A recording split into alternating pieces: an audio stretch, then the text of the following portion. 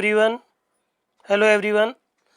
आज हम लोगों का नवा दिन है जिसमें आज हम आपको जेएलओ की सीरीज़ के दे रहे हैं, जिसमें जेएलओ के प्रीवियस ईयर के क्वेश्चन दे रहे हैं। और ये आज नवे दिन में हम 83 क्वेश्चन से शुरू करेंगे। ये क्वेश्चन पेपर 2 सेकंड है आपका सीपीसी और सीआरपीसी का, जेएलओ राजस्थान का। 82 प्रश्न पहले हम दे चुके हैं, आज 83 से लेकर 92 तक देंगे। पहला 83वां प्रश्न हम लोगों के सामने ये है इसमें कि राज्य सरकार अधिसूचना द्वारा राज्य के किसी ऐसे क्षेत्र को आपराधिक प्रक्रिया संहिता के प्रयोजन के लिए महानगर क्षेत्र घोषित कर सकती है जिनकी जनसंख्या अधिक हो। पहले तो उत्तर समझ ले कि होता क्या है। राज्य सरकार अधिसूचना द्वारा ऐसे किसी क्षेत्र को क्या कर सकती है, महानगर क्षेत्र घोषित करती है जिसकी जनसंख्या 10 लाख से अधिक हो। और ये बात कहाँ बताई गई है, ये सीआरपीसी की धारा 8 में बताई गई है कि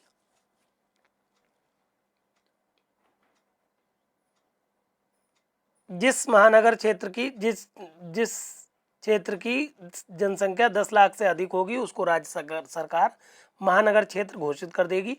कहने का मतलब है 83 प्रश्न का ऑप्शन नंबर 1 सही है। ये इस तरह से, जैसा कि हम बता चुके हैं, प्रत्येक प्रश्न का हम इस तरह से उत्तर लिख के देते हैं आपको। हर वीडियो के साथ आपको ये पीडीएफ मिलेगा।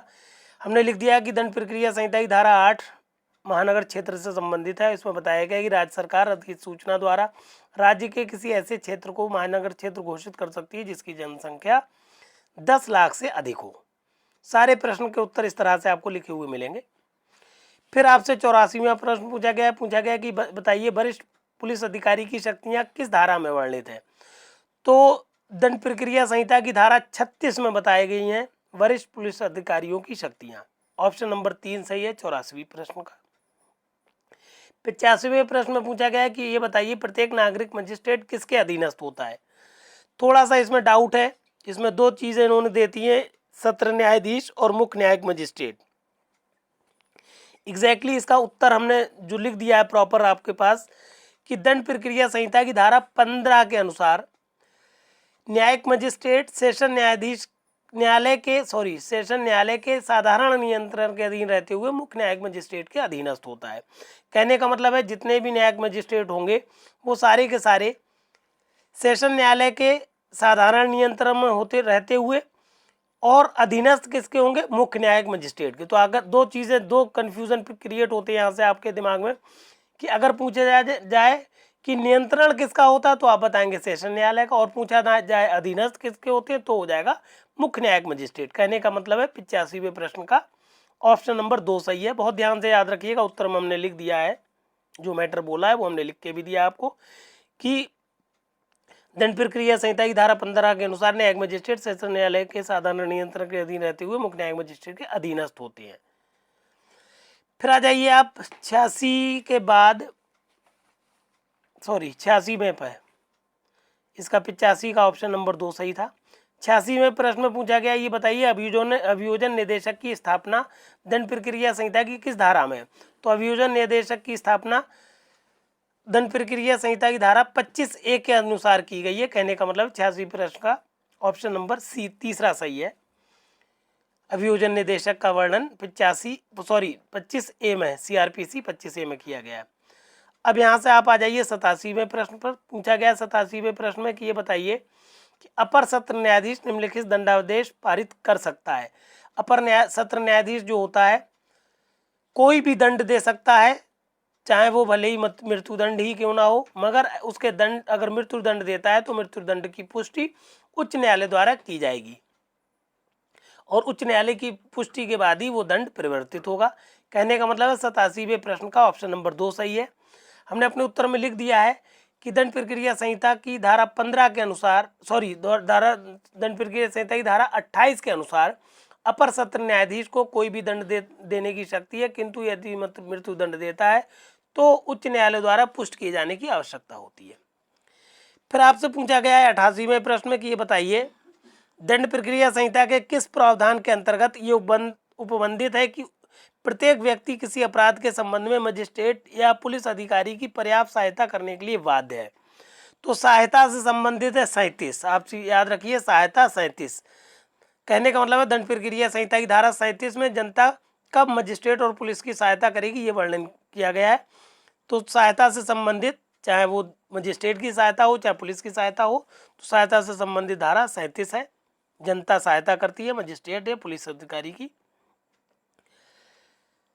कहने का मतलब 88वें ऑप्शन का प्रश्न का ऑप्शन नंबर 4 सही है, धारा 37।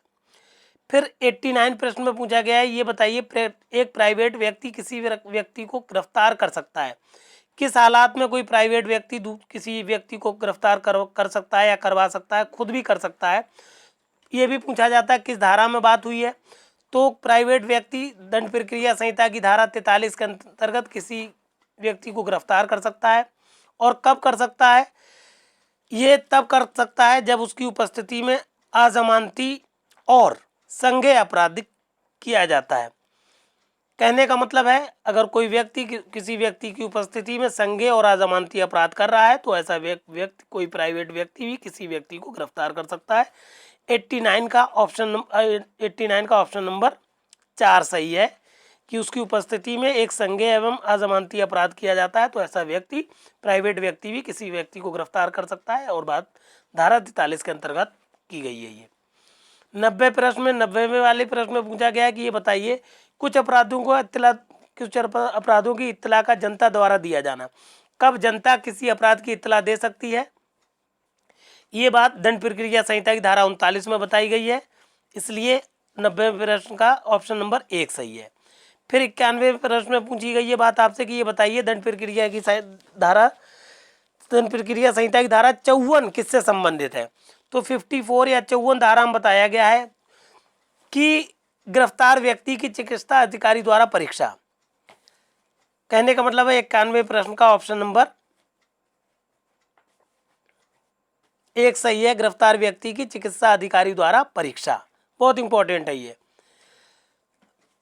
और बाकी सारे ऑप्शन के बारे में हम अलग अलग प्रश्नों में बता चुके हैं कि गिरफ्तार व्यक्ति की पहचान कब होगी, इसकी अपराध सारे और पूरा सीआरपीसी का वर्णन हमने अपनी जेएलओ की लिस्ट बना दी है। जेएलओ में 2023 पूरा मैटर हमने सीआरपीसी का दिया हुआ है, इसलिए आप हमारे चैनल को सब्सक्राइब करके सारा मैटर आप हमारे चैनल पर पा सकते हैं। सारी प्लेलिस्ट बना दी है सीआरपीसी की, सीपीसी की, आईपीसी की, एविडेंस एक्ट की, सारी प्लेलिस्ट है हमारे मैटर पर यूट्यूब चैनल पर। आप हमारे चैनल को सब्सक्राइब करके फ्री आप कॉस्ट पा सकते हैं। फिर आखिरी प्रश्न है हम लोग 91 का ऑप्शन नंबर 1 सही हो गया कि गिरफ्तार व्यक्ति की चिकित्सा अधिकारी द्वारा परीक्षा, धारा 54 में बात की हुई है। फिर आखिरी प्रश्न आज के सत्र का, इसमें पूछा गया 92वें प्रश्न में कि एक पुलिस स्टेशन के भार साधक अधिकारी को गिरफ्तारी की रिपोर्ट भेजनी होती है। अगर कोई भार साधक पुलिस स्टेशन का अधिकारी क्या करता है, किसी व्यक्ति को गिरफ्तार करता है तो उसकी गिरफ्तारी की रिपोर्ट जिला मजिस्ट्रेट को भेजता है। और ये बात धारा 58 सीआरपीसी में कही गई है, हमने अपने मैटर में लिख दिया है। कहने का मतलब है 92वें प्रश्न का ऑप्शन नंबर 3 सही है कि जब कोई पुलिस थाने का भार साधक अधिकारी किसी व्यक्ति को गिरफ्तार करेगा तो उसकी रिपोर्ट जिला अधिकारी को भेजेगा, धारा 58 सीआरपीसी के अंतर्गत। इस तरह से जितने भी प्रश्न हमने आपको बोले हैं, जो भी मैटर बोला है, ये सब रिटन में यहाँ पर हमने दिया हुआ है। सारा मैटर आपको मिलता है रिटन में। हर वीडियो, जितने भी वीडियो हमने यूट्यूब पे दिए हैं, सबके साथ हमने हैंड रिटन नोट्स का PDF दिया हुआ है। इसीलिए आप हमारे चैनल को ज़रूर सब्सक्राइब कर लीजिए। कंप्लीट मैटर है जेएलओ का, और जब तक आपका पेपर होगा तब तक हम ये आपके सारे प्रीवियस ईयर के क्वेश्चंस भी डिस्कस करा देंगे। पर डे हम 10 क्वेश्चन ले रहे हैं, जिसमें आपके 10-20 को डाउट्स क्लियर कर देंगे और आपका रिवीजन भी होता रहेगा। ये मैटर बहुत ही ज़्यादा इंपॉर्टेंट है सारे जेएलओ अभ्यर्थियों के लिए, इसीलिए अपने सारे साथियों को ये मैटर शेयर कर दें। और अगर अभी तक आपने चैनल को सब्सक्राइब नहीं किया तो सब्सक्राइब ज़रूर कर लें। धन्यवाद।